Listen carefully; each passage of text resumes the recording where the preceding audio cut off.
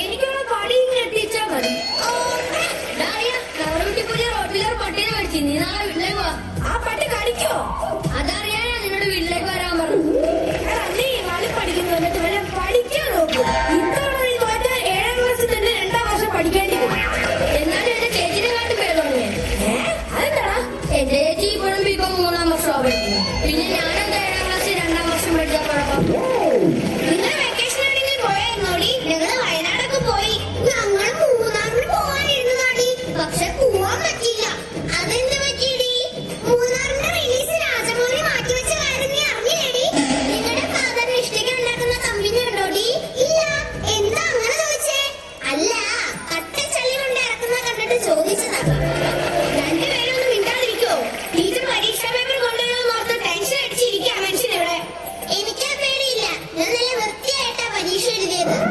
അതെ അതെ, പേപ്പറിനകത്ത് ഒന്നും എഴുതി വൃത്തികേടാക്കാതെയാ അവള് തിരിച്ചു കൊടുത്തേ.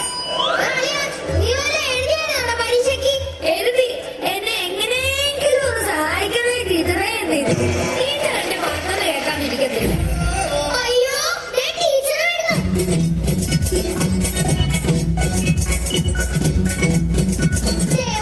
പേപ്പർ കയ്യിലുണ്ട്.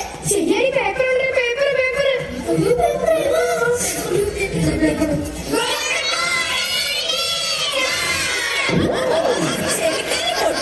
ക്രിസ്മസ് പരീക്ഷയുടെ പേപ്പർ തരാൻ പോവാ. പേര് വിളിക്കുന്നവരെ എഴുന്നേറ്റ് നിൽക്കണം. ഓ, പിന്നെ അഭിനവ് കേസി ഇല്ല, നിന്റെ പേപ്പർ ഹാൻഡിൽ വിത്ത് കെയർ. എന്തിനാ ടീച്ചർ?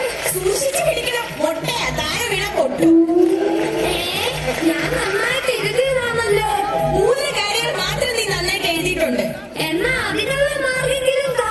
ആ 3 കാര്യങ്ങൾ നിന്റെ പേര്, റോൾ നമ്പർ, ക്ലാസ്. ബാക്കിയെല്ലാം പൊട്ടത്തെറ്റായിരുന്നു. ബ്രിട്ടീഷുകാരുടെ ഭരണ പരിഷ്കാരങ്ങളെ പറ്റി ചോദിച്ചപ്പോ നീ എന്തുവാണ് എഴുതി വെച്ചിരിക്കുന്നത്? ബ്രിട്ടീഷുകാരെ എനിക്ക് പണ്ടേ ഇഷ്ടമല്ല. പിന്നെ പരിഷ്കാരികളെ കാണാൻ എനിക്ക് കലിപ്പാണ്. എന്റെ പൊന്നോ, നമിച്ച് ഇരയുടെ അവിടെ കാണാൻ പോയി. ആ, അടുത്തത് പ്രണവ് പി പി. 50-ൽ 4.5 മാർക്ക്. ആഹ്ലാദ് കുമാർ. നിനക്ക് ആഹ്ലാദിക്കാനുള്ളതുണ്ട്. എന്താ ടീച്ചറെ, ഞാൻ ജയിച്ച? ഇല്ല, നിനക്ക് ആദ്യമായിട്ട് 1/2 മാർക്ക് കിട്ടിയിട്ടുണ്ട്. 1/2 മാർക്കെങ്കിൽ 1/2 മാർക്ക് ഓണം പോലെ.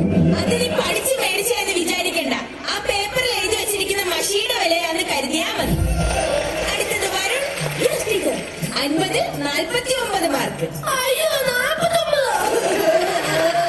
ഞാൻ 50 മാർക്കിന് എഴുതുന്നതാ ടീച്ചറെ. സാരമില്ല മോനെ, അടുത്ത തവണ നമുക്ക് 50-ൽ 50 മേടിക്കാം കേട്ടോ. എന്നാലും ടീച്ചറെ, എന്റെ ഒരു മാർക്ക് പോയി. ആ 1 മാർക്കെങ്കിലും ബാക്കിയുള്ളതുകൊണ്ട് കിട്ടിയാ മതിയായിരുന്നു. എന്റെ ഒരു മാർക്ക് പോയി. കണ്ടോ, കോർപ്പറേറ്റ് കുത്തുകാരുടെ പട്ടിഷോ? അവരുടെ 1 മാർക്ക് പോയത്. അടുത്തത് മണിക്കുട്ടി മന്മഥൻ. 1.5 മാർക്ക്. അടുത്തത് ദേവാനന്ദ. നിനക്കുണ്ട് 1.5 മാർക്ക്. ഇത് കൂട്ടായ്മയുടെ വിജയം. രചന. ഇവിടെ ഉണ്ട് ടീച്ചർ. 50-ൽ 45 മാർക്ക്. മിടുക്കി.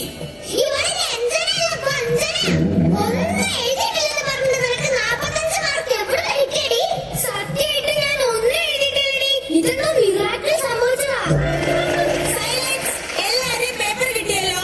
ഇനി ആർക്കെങ്കിലും എന്തെങ്കിലും സംശയം ചോദിക്കാനുണ്ടെങ്കിൽ ആവാം. നമ്മുടെ പഴയ സെക്യൂരിറ്റി അങ്കിളിനെ ഇപ്പൊ കാണാനില്ലല്ലോ. എന്ത് പറ്റി? അങ്കിൾ അവിടെ പോയി. അയാളെ ജോലിയിൽ നിന്ന് പിരിച്ചുവിട്ടു. എന്തിനാ ടീച്ചറെ പിരിച്ചുവിട്ടത്? +2ന്റെ പരീക്ഷയ്ക്ക് വന്ന പിള്ളേരുടെ ഹാൾ ടിക്കറ്റ് വലിച്ചു കീറിയതിന്.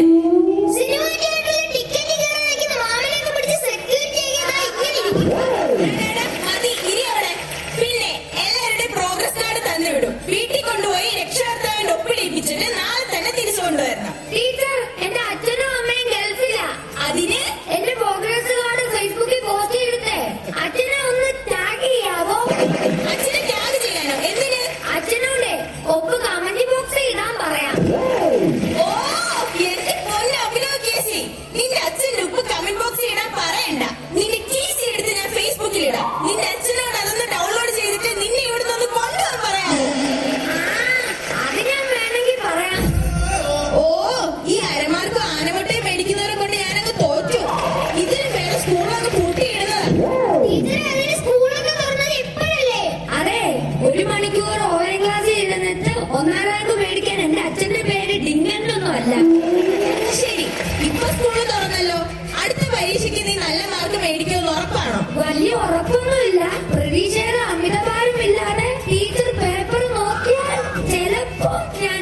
വിട്ടേക്കും.